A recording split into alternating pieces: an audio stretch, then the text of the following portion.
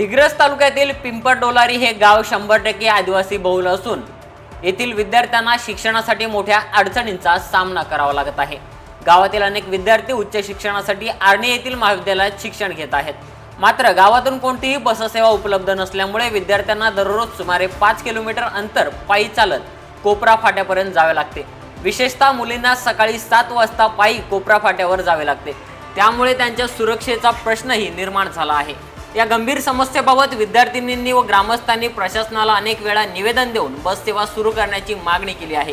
विशेष म्हणजे काही दिवसांपूर्वी संबंधित मंत्र्यांनी पिंपळडोलारी गाव दत्तक घेतले होते, तरी देखील या गावात मानव विकास अभियानांतर्गत बस सेवा सुरू करण्यात आलेली नाही। पिंपळडोलारी हे दुर्गम व आदिवासी बहुल गाव असल्यामुळे विद्यार्थ्यांच्या शिक्षणासाठी वाहतुकीची सोय अत्यंत गरजेची आहे। त्यामुळे शासन व प्रशासनाने तत्काळ लक्ष देऊन मानव विकास अंतर्गत बस सेवा सुरू करावी अशी जोरदार मागणी ग्रामस्थ व विद्यार्थ्यांकडून करण्यात येत आहे।